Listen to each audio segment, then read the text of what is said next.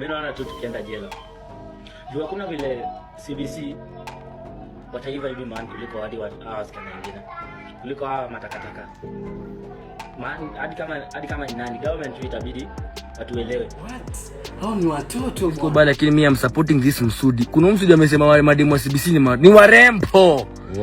Mademu wa CBC wote hivi ni wasupu. Hizo grade 9 ndo warembo, hizo grade 9 mimi kama mimi mamangu na babangu wa pedophile. Yangu ni kusema tu karibuni Kenya Prison. Prison ni yenu, si ya prison service peke yake, ni ya wananchi wa Kenya. Imejengwa kwa niaba ya wananchi, imejengwa kwa sababu ya binadamu. What's up guys, and welcome back again to my channel. So I'm sure as by now mnavyo stories za CBC trend. So sasa nataka kuonesha venye ilianza mwanzo mpaka mwisho. So this story ilianza hivi guys. Kuna huyu Sudanese guy, South Sudanese guy alienda kwa TikTok akaanza kusema ati sijui ana crush ya watu wa CBC, sijui ni warembo, akaita wasichana wengine matakataka sijui. But mimi naona tu tukienda jela. Jua kuna vile CBC wataiva hivi man kuliko hadi wasichana wengine. Kuliko hawa matakataka. Man, hadi kama ni nani government tu itabidi watuelewe. Juu tumekubali tu kwenda jela. Wewe unapata tu katoto kwa grade 7 sijui kwa grade 8 grade 9. Lakini ni mali. Ni nyota iko imeangukia watu wetu au nini? Juu mimi nimekubali. Can you imagine guys, watoto wa shule, watoto wadogo, just imagine. So hii story haikwenda hivyo kubwa sana. Sasa venye ili travel sana hii story yote, yani ikaget kila mtu attention. Ni venye huyu Musa, sasa unajua Musa ni is a very big content creator on TikTok. Yeye anafanya dance move.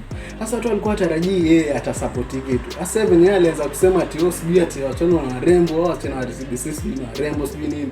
Ati sijui mamake alikuwa CBC, babake ndo akakuwa sijui yeye ndo yuko mkubwa. Sasa yeye ni mkubwa wake ati wameachana 6 years. Sasa akakuwa na support kitu sana. Bali, lakini mimi am supporting this Msudi. Kuna Msudi amesema wale mademu wa CBC ni warembo. Mademu wa CBC wote hivi ni wasupu. Hizo grade 9 ndo warembo, hizo grade 9 mimi kama mimi mamangu na babangu wameachana 6 years. Hata wengine 10. Hii inamaanisha mamangu alikuwa CBC, budangu alikuwa campus. So Malcolm, wewe machaji na manyonyezi, acha kutuambia kitu kama ni dhambi. Ni warembo, hata unajua ni wasupu. Jua hata wakikupea utakataa. Hawezi. Mademu ni wasupu, bwana umeona kina Amalia. Shaniz. Nani mwingine? JB. Shams. Nilantei. Mademu wa CBC ni wakeki. Siko ukweli wa Mungu ni warembo. Hata mademu mimi kitangu nimesema ukweli world. Mimi siwezi date demu mkubwa kuniliko. Mademu tunatoshana yeye. Mungu moja. Kama mamangu na babangu wameachana na 6 years. Wacha basi mimi acha niende CBC. Ai. Ni mabigi wako na pressure sana. Na mimi na support Msudi ya ukweli. Msudi anasema ukweli. Hata sijui mbona nilidelete video. It's true. Mkuje mniattack mimi. Timu demu kubwa mpaka saa ngapi? Na utambinja tu. Sasa venye alivyoongea hivyo, yani hasa kitu yani ikakuwa kubwa vibaya sana. Yani ikakuwa a very big deal. Yani mpaka sasa ma content creator kubwa wakaanza ku speak it out. Leo nasikia nimejaa mbaya sana. Nimeamka, alafu after nimemaliza shughuli zangu zenye mupiga za ngware, nikaamua kuingia social media. Nimeingia TikTok, video ya kwanza naona mjamaa fulani South Sudan anadai aje ati au watoto wa CBC, ni mjamaa wa South Sudan anaishi Kenya. Au watoto wa CBC wanakaa very hot, wanakaa poa sana. Si kama matakataka zingine. Yani mjamaa ameamua kusexualize watoi.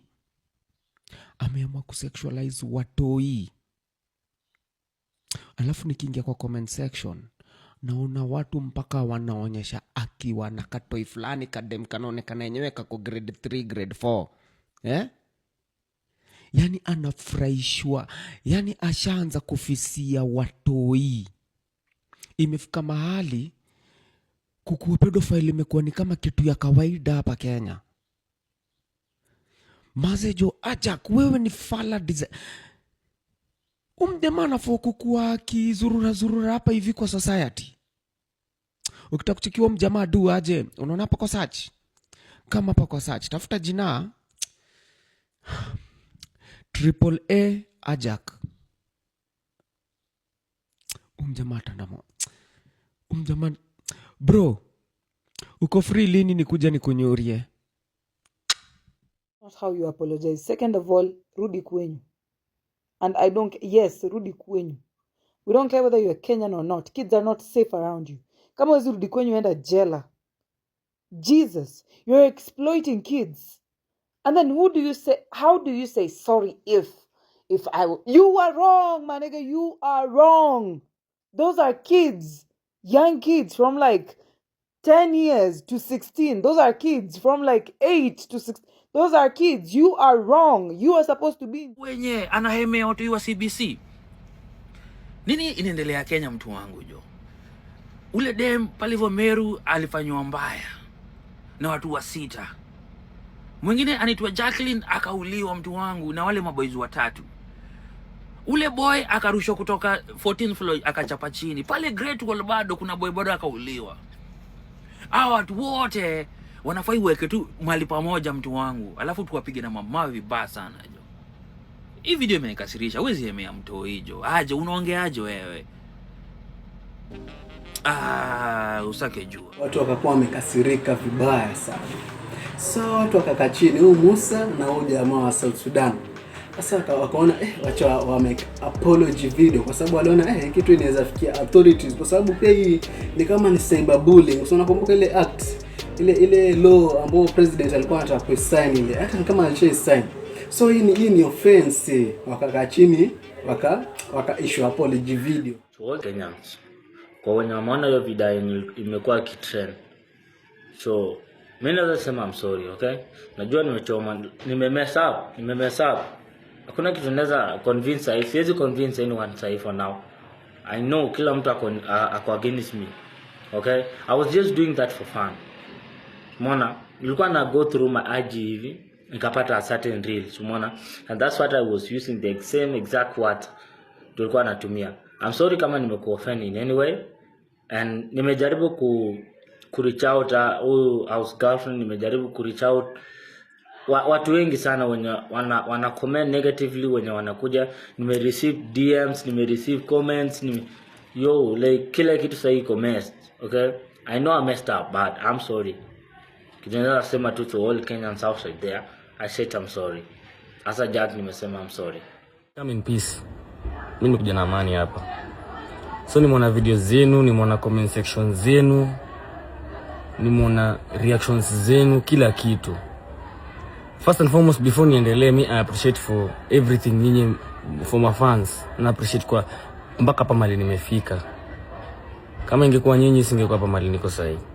Kweli tu juu ya nyinyi mafans wangu, mimi nawapenda sana. So mimi kenye nimekuja kuambia is that mimi najirespect, acha niseme najirespect, mimi najirespect. Na kujirespect na maanisha pia mimi niko na sistangu mdogo kwa CBC, unaona? Hawa watu mimi kusema hivyo ni wasupue ukweli tu ya mbele ya Mungu na lakini sasa ati nilisema ati kama nawataka mpaka nimeona mna comment ati mimi nilikula Brijo. Sasa Brijo is my sister, is like my sister to me. Brijo dancer. Sisi tukisema ati mimi na Brijo tuna date, ati mimi sijui nafanya nini na watu, hapana. Nyinyi mna exaggerate sasa. Nyinyi mnafanya inakani kama sasa ni mchezo. Si hivyo venye nyinyi mnafanya. What do you think? Yaani unaona Kenya alifanya nini mbaya? Ama unaona bado kuna watu wengine wanamsupport. Kuna watu wengine wanamsupport tu Musa na huyo jamaa. Hata ukiangalia kwa hizo comment vizuri, ukiangalia hizo comment unaona kuna some men wanasupport. So tell me guys, msinichukie mimi ni just a reporter guys. Tell me what do you think? Tell me down in the comment below what do you think. And obvious, we will see each other on the next video. Na please kama you subscribe, please subscribe. So peace out.